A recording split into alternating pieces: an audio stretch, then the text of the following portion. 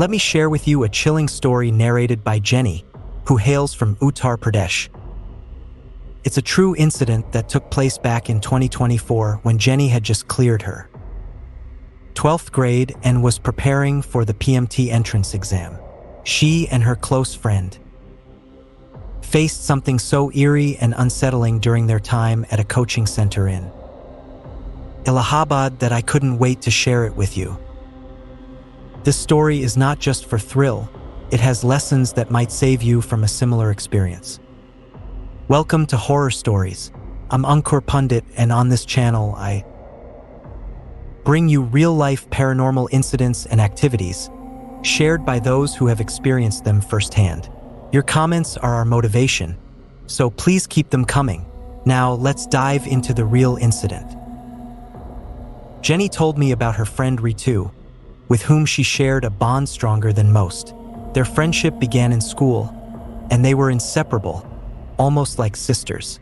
After clearing 12th grade, both decided to go to Allahabad to prepare for the PMT exam.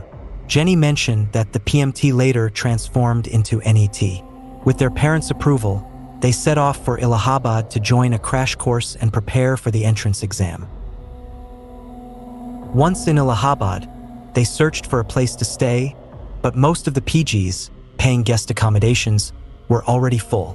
After extensive research, they finally found a PG, though it was quite expensive and out of their budget. However, Jenny's father made the necessary arrangements, determined to support his daughter's education. After settling them in, the parents returned to Uttar Pradesh. The PG had an unusual structure. The classes were held in the basement, their room was on the first floor, where there was also a mess, and the owner lived there as well. Above the first floor, there was a rooftop room where 3 girls resided. Jenny and Ritu's room was a 3-seater, meaning they had one more roommate. However, on the day they moved in, they noticed the third girl's belongings were there, but she herself was absent. This raised questions in their minds, as exams were just a month and a half away, and they wondered where the girl had gone. That night, Jenny and Ritu asked the other girls about their missing roommate. The girls from the nearby rooms brushed it off, saying that she was unwell and had gone home for a while. But this didn't sit well with Jenny. She couldn't shake the thought that someone would leave at such a crucial time just because of a minor illness, especially when all her belongings were still there. Little did they know, a dark secret was hidden in that room, a secret that would soon unfold with terrifying consequences. The first night passed without incident, and the next day they went to their coaching class. However, they noticed something strange. Other girls started avoiding them. They chalked it up to being from a small town, thinking perhaps that's why the others weren't very welcoming. Despite this, Jenny and Ritu were excited and spent the rest of the day exploring Allahabad, visiting the ghats and having a good time. They returned to their room, exhausted. As they settled in for the night, Jenny quickly fell asleep, but Ritu stayed up, talking to her boyfriend on the phone. Sometime between 1 and 2 a.m., Jenny was jolted awake by the sound of someone walking around the room. She opened her eyes to see Ritu heading towards the balcony. Ritu sat on a chair there and began sobbing uncontrollably. It seemed like she was arguing with her boyfriend, repeatedly saying she was distressed, that she wasn't feeling at ease, and that something was terribly wrong. Jenny, thinking it was a personal matter between Ritu and her boyfriend, chose not to interfere and pulled the blanket over her head, trying to sleep. The next morning, Jenny noticed a drastic change in Ritu's behavior. At coaching, when a teacher asked her a question, Ritu, who was usually polite, responded rudely and gave strange answers. This change was sudden and alarming. Jenny observed Ritu closely, and when they returned to their room, she tried to talk to her, asking what was wrong. Ritu brushed her off, saying she was just irritated by the sudden move to Allahabad and was finding it hard to adjust. Jenny tried to console her, suggesting that she might be homesick and struggling to adapt to the new environment. Ritu responded with a cold, almost unrecognizable demeanor, saying, "What do I know about missing home? This is our first time here. Let's not make a big deal out of it." We'll go out this evening, and maybe it'll help." And so they did, spending the evening exploring the city, trying to lift their spirits. But every night, Jenny noticed Ritu's behavior getting more and more unsettling. Between 2 and 2:30, or sometimes between 1 and 2 in the morning, around that time between 1 o'clock and 3 o'clock, Ritu would wake up at night, go to the balcony, and start talking on the phone. Her behavior was such that it seemed like Jenny, lying on her bed, was watching her. Ritu would suddenly wake up, go there, and sit down as if someone had switched on her crying button. She would suddenly start crying and talk to her boyfriend for hours while crying. Jenny tried to avoid it a couple of times, but the next day she asked Ritu, "Tell me the truth, what's your problem?" Jenny observed that Ritu had different types of scratches on her body, on her hands, legs, neck. So, she confronted Ritu, asking, "What's wrong with you, girl? Do you scratch yourself at night? What do you do all night? Don't you want to sleep?" They had to go to the coaching center, so their conversation was left unfinished. Ritu said, "Let's go to coaching first. We'll talk when we come back." Ritu also noticed the cuts on her hands and was puzzled as to how they appeared, but they didn't discuss it further and went to the coaching center. All these things kept happening at their PG, paying guest. They would go out, sometimes not, but one thing that Jenny and Ritu noticed was that the other girls around them didn't talk to them. Whenever they would ask if the food was ready in the mess, the other girls would just give one-word answers like yes or no and then avoid them. Jenny was very religious, so there was a Durga temple nearby that she would visit. She would ask her friend Ritu to come along, but Ritu would say, "Look, sister, I do my prayers at home. I take God's name. You go ahead." Jenny felt very pure and believed she was doing everything right. She couldn't understand why Ritu was so hesitant about going there. A week passed, and one morning, Jenny noticed fresh scratches on Ritu's body, as if she had just scratched herself. Jenny asked Ritu again, "Tell me the truth. Do you scratch yourself? What do you do all night?" Ritu replied, "I don't know either. Look at my nails." She explained that they were from a very disciplined school where nails and such were strictly monitored, so her nails were cut short, and the possibility of her scratching herself was out of the question. But something was definitely happening to her. When this mystery is solved, it will be as big a puzzle to you as it was to me, and you will be just as shocked as I was. A few nights and days passed, and Jenny kept wondering how Ritu's behavior had become so rude. Whenever someone tried to talk to Ritu at the coaching center, if a teacher asked her anything, she would bluntly start arguing. When Jenny asked her at home what was wrong, Ritu said, "I don't know. I just feel irritated and frustrated. I don't understand why I respond like that." Jenny told Ritu, "Look, it's simple. If you don't sleep all night, keep talking on the phone with your boyfriend, how will you get out of this irritation?" Ritu suddenly looked at Jenny with a strange expression and said, "You're crazy. I sleep all night. Where do I talk to my boyfriend? He knows I'm here to study. I don't talk to him, and I'm telling you, if I find out that this has been happening, I'll have a heart attack. If she says she's sleeping, then who have I been seeing at night?" This realization hit Jenny hard. Who had she been seeing? Jenny planned to tell her father that something was wrong in this room. Jenny's parents were very strict about studies. She hinted to her father on the phone that she felt something was wrong in their room, like a ghost or spirit. Her father told her to pack up and come home immediately, saying, "You didn't go there to study. Come home quietly." But Jenny got scared and thought, "No, I have to think about my future." She told her father it was probably because she had watched a horror movie the night before and that she would talk to him later. That night, Jenny decided she would pretend to sleep and see for herself if Ritu really got up and went out to talk on the phone. Jenny pretended to sleep, watching as Rita got up again, went to the balcony, sat on a chair and started crying loudly, saying, "I'm very troubled. I can't stay here. I'm very troubled." Jenny tried to get up but noticed that Ritu's phone was under her pillow. Ritu wasn't talking to anyone on the phone. Seeing this, Jenny was terrified. She didn't sleep all night and decided the first thing she would do the next morning was to go to the Durga temple. The next day, Jenny went to the Durga temple and returned, thinking she should talk to Ritu and find out what was going on in her life, why she was so troubled, and maybe find a solution. Jenny brought some prasadam, blessed food, from the temple and offered it to Ritu, saying, "Eat this coconut prasadam. I got it from the Durga temple, you'll feel better." While talking, Jenny asked Ritu again, "What's happening with you? Why are you doing this?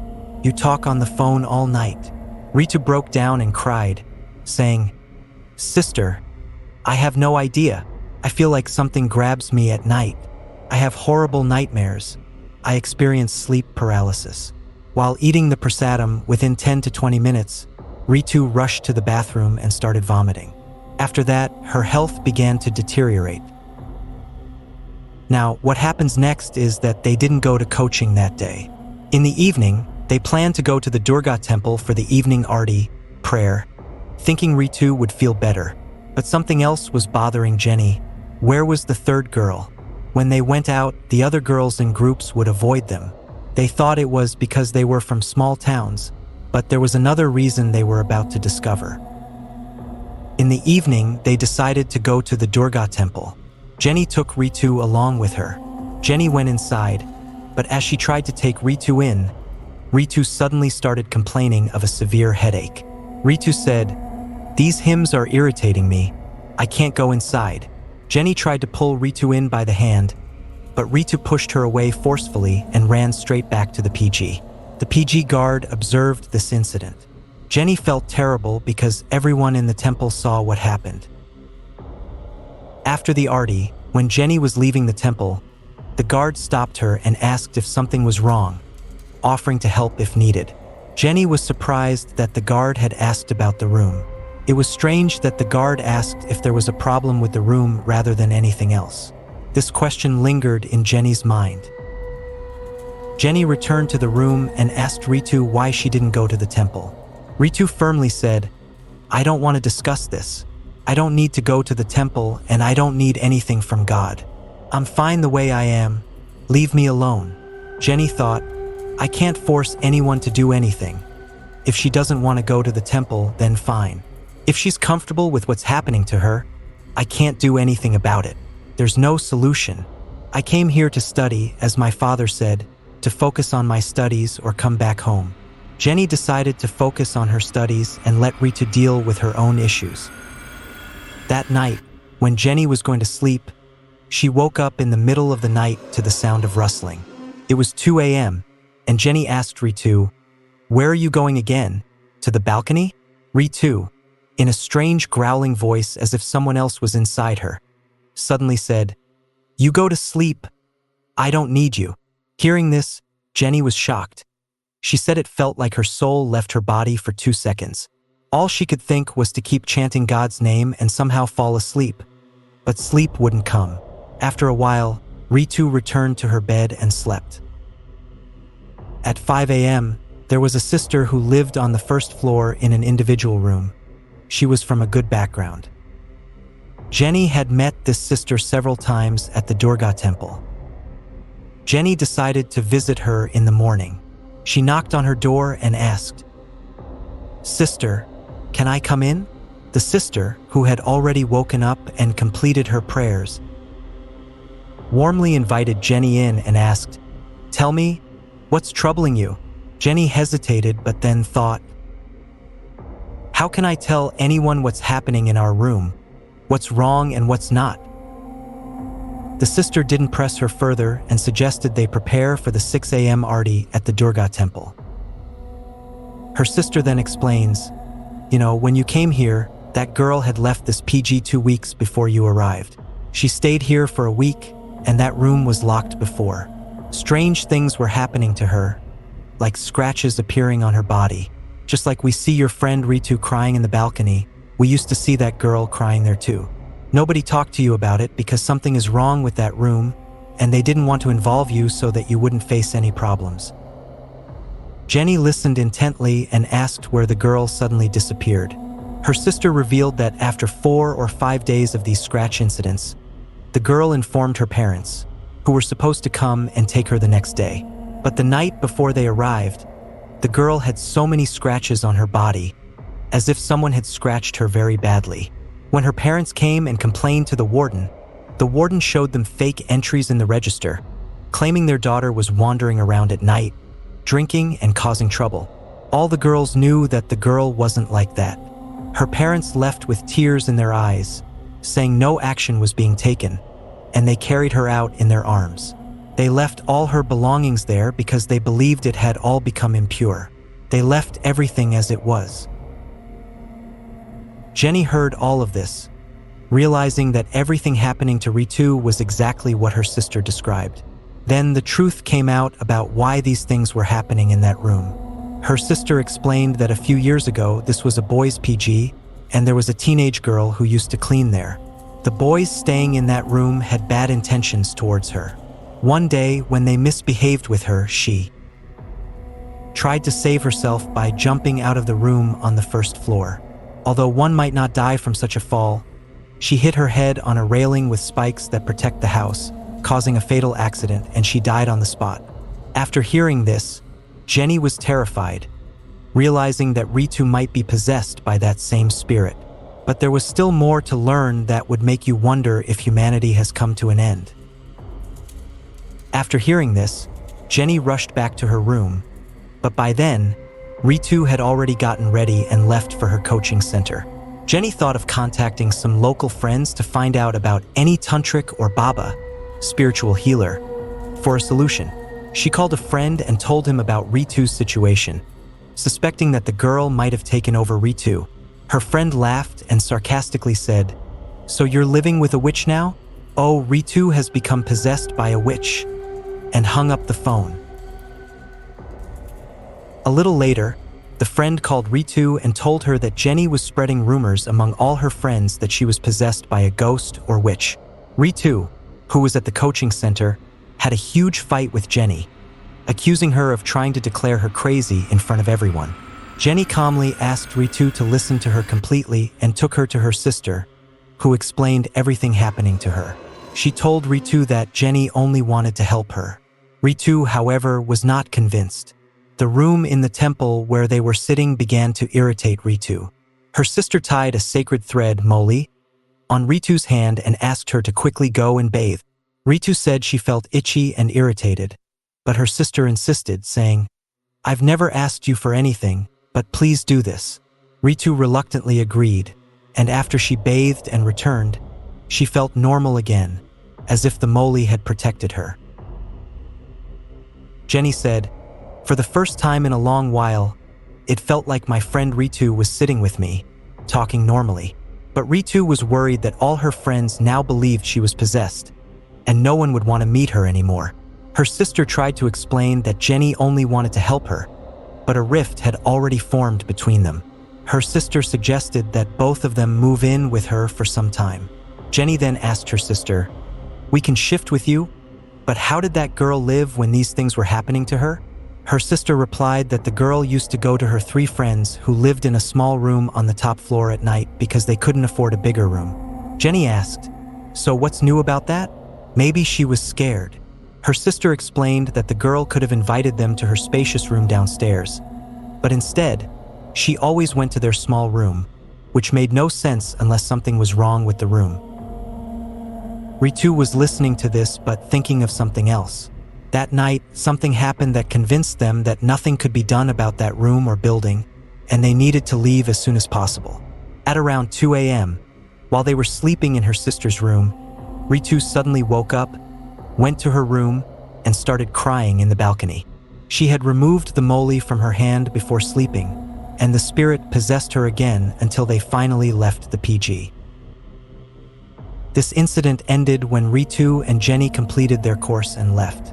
Ritu's behavior had become so strange that, when she was leaving, Jenny offered to accompany her to the platform, but Ritu coldly replied, "Thank you for everything you've done for me, but I don't want to talk to you anymore or keep any connection with you." She believed that Jenny had deliberately ruined her reputation. Jenny left with her father, who had come to pick her up, and stayed with her sister until then. Jenny revealed that this happened in 2024, and she hasn't spoken to Ritu since. Ritu moved to Delhi and might be working in some company, while Jenny also has a job. She couldn't share all the details openly, but until Ritu left that room, the possession stayed with her. After that, questions arose about the PG, and that room was locked again, or maybe the PG was shut down. Initially, when the teenager girl had died, the room was locked, but it was reopened when people came to prepare for exams. The first girl who got the room was the one who had those scratches, and after 2 weeks, Ritu and Jenny were allotted that room. After that, it was closed again, possibly forever. Though not much was lost, a friendship was ruined. Jenny regretted that Ritu never understood that she was trying to help her. This hatred may never end because whenever Jenny meets local friends, they mock her about living with ghosts and witches. Ritu somehow hears about this and continues to blame Jenny. Jenny lives with the guilt, knowing that you can only share such things with those who believe in them. If you tell this to someone who doesn't believe, they'll always make fun of you. What a chilling story. Here are the key learnings from this story. 1. Be cautious of too good to be true deals. The PG accommodation seemed luxurious and affordable, but it had a dark secret. Always research and investigate before making a decision. 2. Trust your instincts. Jenny had a feeling that something was off about the room and the behavior of the other girls. Trust your instincts and don't ignore your concerns. 3. Don't be afraid to seek help. Jenny sought help from her sister and a spiritual healer, tantric or baba, to try to resolve the situation. Don't be afraid to ask for help when you need it. 4. Communication is key. The rift between Jenny and Ritu could have been avoided if they had communicated more effectively. Make sure to communicate openly and honestly with your friends and loved ones. 5. Some secrets are better left unspoken. Jenny regretted sharing her experience with others who didn't believe her. Be cautious about who you share your experiences with, as they may not understand or believe you. 6. Places can hold secrets. The PG accommodation had a dark history that was not immediately apparent. Be aware that places can hold secrets and energies that can affect those who inhabit them. 7. Spiritual protection is important. The sacred thread, Moli, provided some protection for Ritu. Consider seeking spiritual protection and guidance when dealing with paranormal situations. 8. Friendships can be fragile. The incident ruined the friendship between Jenny and Ritu. Be mindful of the fragility of friendships and try to resolve conflicts in a constructive manner. The moral of the story is that not everything that glitters is gold. If something seems too spacious, luxurious, and affordable, you should think twice and research before moving in. Hidden secrets could turn you into a mystery or take you away with them. Sometimes, places hold secrets that never come out in the open, but we need to know them when we buy a new house, property, PG, or hotel. Why is this location so cheap? Why is this luxurious place so easily available? Be cautious so you don't fall victim to such locations. Finally, before leaving, I request you all to please support my channel, subscribe Horror Stories, and turn on the bell notification so you get the latest video updates first. Stay tuned to the channel until the next video. Thank you.